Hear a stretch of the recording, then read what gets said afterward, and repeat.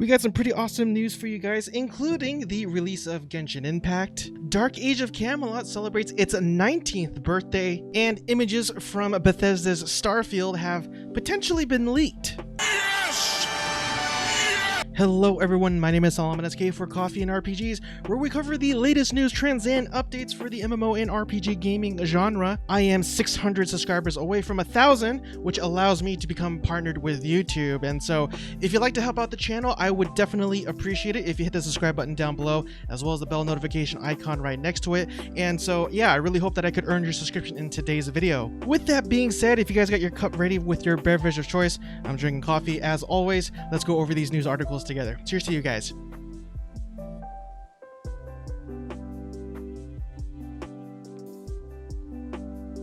Alright everyone, so let's go ahead and get started with a few articles from PCGamer.com.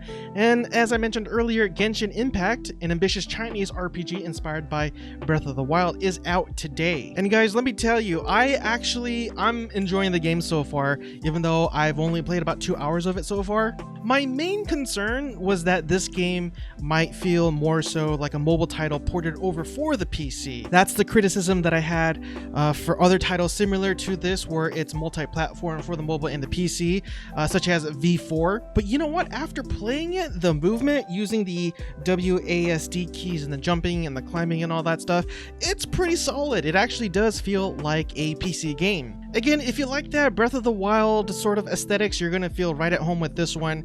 I'm not too crazy about that kind of aesthetic, but I will admit it looks pretty amazing, at least with Genshin Impact, so it is definitely growing on me. Now, there are gacha mechanics with this game, and I don't know, that it has its fair share of criticisms, that's for sure, but I didn't take too much time into looking into the cash shop, so I'll definitely post my opinion about that later on. But overall, I do enjoy playing the game so far. I might even do a dedicated video, kind of give you a review and my opinion on the overall game once I'm able to play enough of it. But as of right now, I think it's a pretty solid game so far. So if you want to check it out, definitely head on over to the main webpage. And by the way, this game is free to play, so at the end of the day, it'll cost you nothing.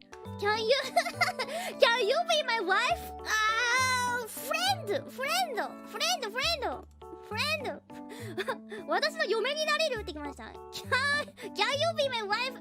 And in their next article, it says, rumor, Starfield images may have leaked. But again, these are rumors, so definitely take everything with a grain of salt. And yes, that is the first image that we see here of some sort of astronaut outside a base, and you could definitely see some elements of the UI there as well, and we'll talk about that a little bit here in a minute. And this is potentially the second leaked image of some sort of StarCraft, and it looks very industrial, but at the same time it kind of gives more of a realistic approach to its style, rather than, again, unlike the other game we were talking about earlier, Genshin Impact, which has that sort of cartoony, toon-shaded look and feel to it. Now, these leaked images can be found in the image hosting site called Imager, and I'll have a link to that down in the pinned comment section below if you're interested to take a closer look. But the article does go on to say that the UI includes a meter measuring oxygen and carbon dioxide, suggesting that there might be some survival elements to this game, as well as a gravity meter too, but who really knows what that is about. And even if these images were true, there's really no telling when in its development that these images were taken. It could have been during its early stages, and if that's the case, I mean, we could be looking at something that just looks completely outdated. Next. So from an episode last week, I covered some of the things that are added to No Man's Sky from the Origins update, which is supposed to be this huge update that pretty much double its size. And some players actually found 2 planets just kind of melding together like this, which is really interesting. And it does go on to say that they added a few, not million, but billions of planets. And when I read that, it kind of reminds me of another space sort of flying game called Elite Dangerous.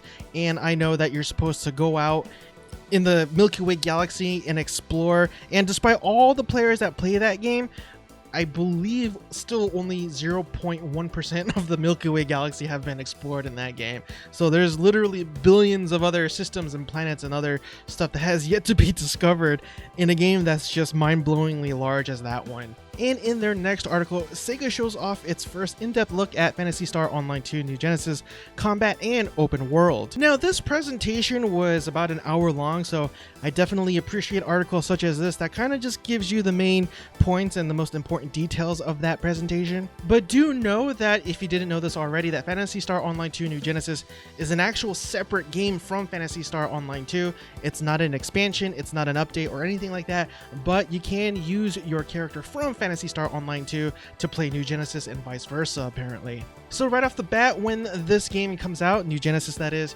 it will feature 3 classes called the Hunter, Ranger, and Force. Although I will admit, Force, like, what do you play as? The Force? Like, is it supposed to be some sort of Star Wars reference? Jedi? I don't know. But anyways.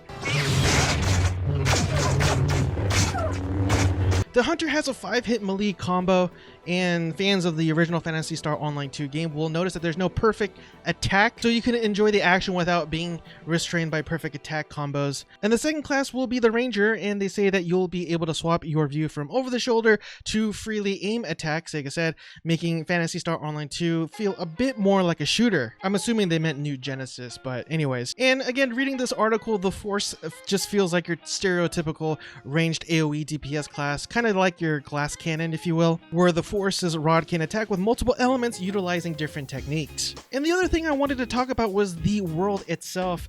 They're saying that the world that you're able to dive in and explore and defeat other monsters and stuff like that will be seamless. They won't have any transitional loading times like you see often with games such as Guild Wars 2. But what I didn't know is that this game actually plays very similarly to what you see in Destiny 2 and even Guild Wars 1, where you have different social hubs or safe zones and you see various players that you can interact with. But once you leave that zone, that's when the exploration and the defeating of monsters take place. And typically with those games, those are specifically instanced to you and your player that you're playing on. But with New Genesis, it's not just instanced towards you, but there can also be up to 7 or 8 different players that share the world with you. So it's kind of like an instance, but within an instance.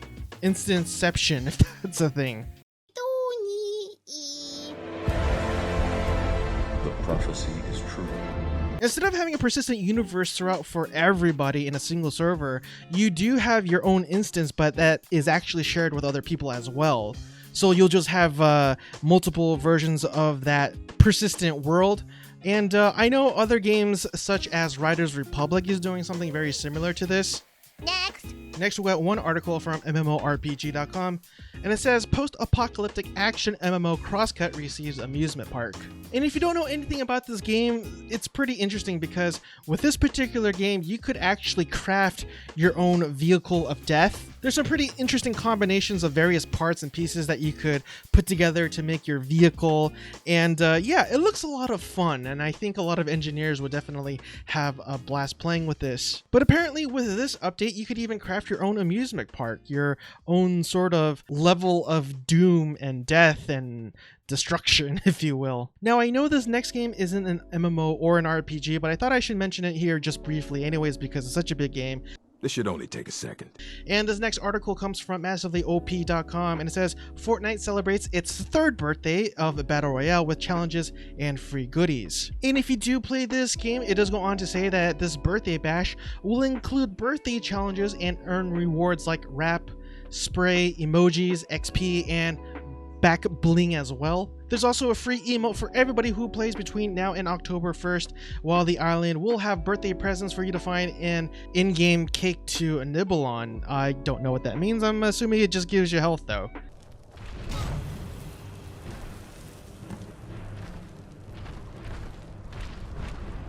And in their next article, it says Dark Age of Camelot celebrates 19 years with in-game tabletop map dioramas and realm versus realm bonuses. And it goes on to read that it will task players with helping a cartographer and reward them with up to 4 different frontier map trophies. The celebration will also offer up potions that boost realm points, bounty points, and compensation, among other goodies.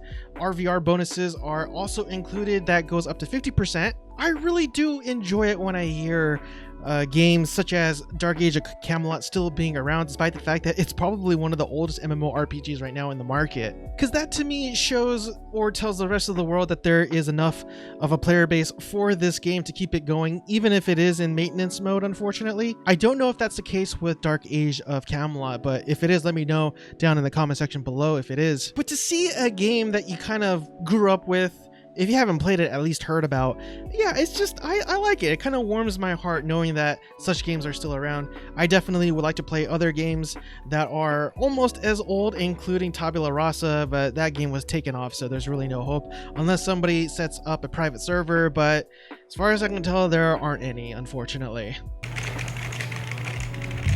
Hey, come look at the site. And in their next article, it says one of the biggest updates ever is coming to Secret World Legends. And speaking of older MMOs, this is definitely one of them. But it does go on to say, though, unfortunately, that before you get too excited about this, understand that this isn't a story update. There's no new missions being added with this patch. Rather, Secret World Legends is making some big changes to glyphs, crafting, the loot key system, and instances. For example, healers have been shifted to a more tactical playstyle to make their abilities and elites feel more impactful while achieving a new balance. So again, kind of reading through this article, it does seem like it's more of an overhaul of existing systems rather than something that actually adds more content, unfortunately. But you know, given the fact that hardly anyone really plays this game anymore, or at least that's what I would assume. But again, I really hope that this change up is enough to kind of give its player base some much needed changes and whatnot, because again, I really like hearing stories about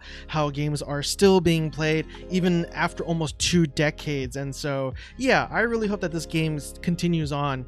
And for our next article, we go on over to GameSpew.com, and it says check out the new Scarlet Nexus story trailer. And if you don't know anything about this game, it is being described as itself as a brainpunk JRPG. You're gonna see a lot of weird looking animals and enemies that you could defeat. Again, with the name Brainpunk, it suggests that a lot of these incarnations of monsters are from the human mind, and it's a weird way of creating, again, different enemies out there. So it makes things pretty interesting, but it also has that cyberpunk feeling as well, more or less. But as for the new trailer, it just kind of gives you more of a backstory to the game, as it says here that Kasane, I believe that's how you say the name, is an orphan who lost her parents at a young age due to a raid from the others being the main antagonist of the story, strange and powerful creatures that came from the sky. After being adopted, Kasane became one of the best fighters in the Other Suppression Force, or OSF. She uses her telekinesis as well as throwing knives to best the enemy. And to all you Animal Crossing fans out there, we go on to the next article that says Animal Crossing New Horizons Halloween update is coming on September 30th. This game seemed to kind of have died down just a little bit in terms of its popularity, but luckily you guys get a lot of updates to kind of help keep the game going and keep the game fresh in terms of its content. But again, it says get those skeletons out of the closet because Halloween is on its way in Animal Crossing New Horizons. Well, you'll get new costumes and new DIY projects that are Halloween themed, so definitely look forward to those if you're interested. お化けを呼ぶ説明こんにちは Next, we head on to GamesRadar.com for one article. Again, not an RPG or an MMO, but still a really interesting game that I should mention just because it's such a huge franchise. And it goes on to say that Star Wars Squadrons progression details include seasons, cosmetic unlocks, and no cash shop. Look, I know, this is EA we're talking about, right? The evil corporations that's super greedy.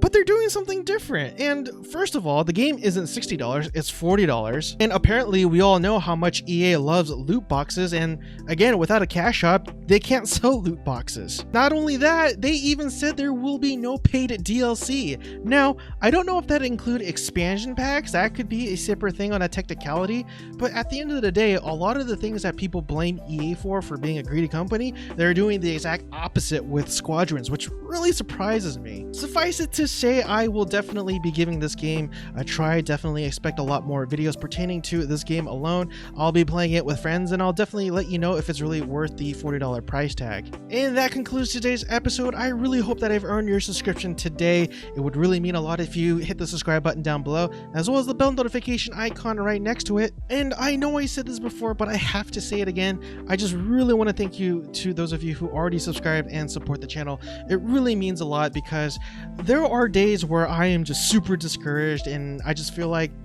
I'm being impatient, but at the same time I'm not making enough progress, and sometimes I just want to quit. But you guys have been leaving really encouraging comments down in my videos, and those really help a lot too. There's also a number of you who actually come by and drop a subscription during my Twitch streams, which I do appreciate.